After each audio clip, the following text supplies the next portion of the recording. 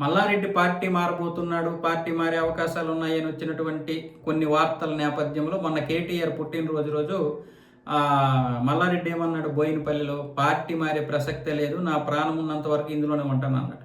కానీ చాలామందికి అప్పట్లో డౌట్ ఉన్నా ఈ ఒక్క మాటతో మళ్ళీ ఓకే మల్లారెడ్డి పార్టీలోనే ఉంటాడు అనుకున్నారు. కానీ వాస్తవం ఏంటంటే ఆయన బీజేపీలోకి రావడానికి ప్రయత్నాలు అయితే చేస్తున్నాడు. కాకపోతే ఏంటంటే బీజేపీ సిద్ధాంతాల ప్రకారం, వాళ్ళ రూల్స్ ప్రకారం రాజీనామా చేసిన తర్వాతనే పార్టీలో చేరాలనేది ఒక రూల్.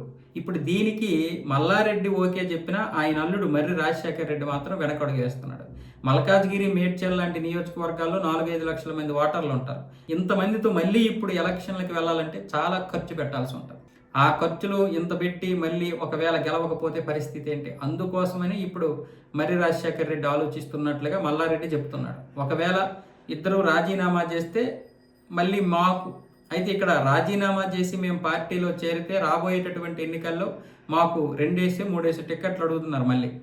కానీ దీనికి బీజేపీ ఒప్పుకోలేదు. ఇప్పటి నుంచే మీకు ఈ బొద్దిగింపు రాజకీయాలు చేయలేము, బీజేపీలో అలాంటి హామీలు ఇచ్చేటటువంటి సంస్కృతి లేదు, మీరు ఇచ్చారుగా, మీకు ఇచ్చామంటే మిగతా వాళ్ళు కూడా అదే విధంగా చేరుతారు, తర్వాత మళ్ళీ ఆ యొక్క హామీని నెరవేర్చకపోతే అది మళ్ళీ మీరు ఇబ్బంది పడతారు, కాబట్టి అలాంటి సంస్కృతి ఇక్కడ లేదు, ఒకవేళ మీరు పార్టీ మారి ఇందులోకి వచ్చిన తర్వాత చూద్దాము, కానీ ఇప్పుడైతే హామీ ఇవ్వలేమని స్పష్టంగా చెప్పేశారు. కానీ ఇప్పుడు మర్రి రాజశేఖర్ రెడ్డి యొక్క నిర్ణయం మీద ఆధారపడి ఉంది వాళ్ళు బీజేపీలోకి రావాలా వద్దనేది.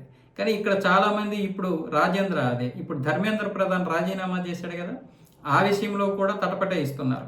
ఇప్పుడు బీజేపీ యొక్క పరిస్థితి ఏంటి, రాబోయేటటువంటి ఎన్నికల్లోకి ఏమైనా తేడా కొడుతుందా, ఒకవేళ బీజేపీ ఏమైనా ఓడిపోయే అవకాశాలు ఉన్నాయనే విషయంలో కూడా ఇప్పుడు ఆలోచించేటటువంటి ప్రయత్నాలు అయితే చేస్తున్నారు. కొంతమంది సలహాలు సూచనలు కూడా ఇస్తున్నారు. బీజేపీ ఇప్పుడిప్పుడే మళ్ళీ ప్రజల్లో ఒక వ్యతిరేకత సంపాదించుకుంటుంది కాబట్టి ఒకవైపు ఆలోచించండి అన్న విధంగా.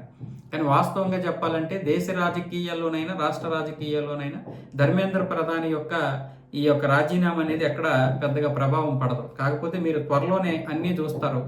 బీజేపీ అంటే నేను అనేది ఏంటంటే ఖచ్చితంగా ఈ యొక్క దీని వెనక ఇప్పుడు బీజేపీని ఓడించడానికి ఉన్నటువంటి అజెండే తప్ప విద్యార్థుల మీద నిజమైనటువంటి ప్రేమ ఇక్కడ ఉన్నటువంటి ధర్నా చేసినటువంటి ఎవరికీ లేదు.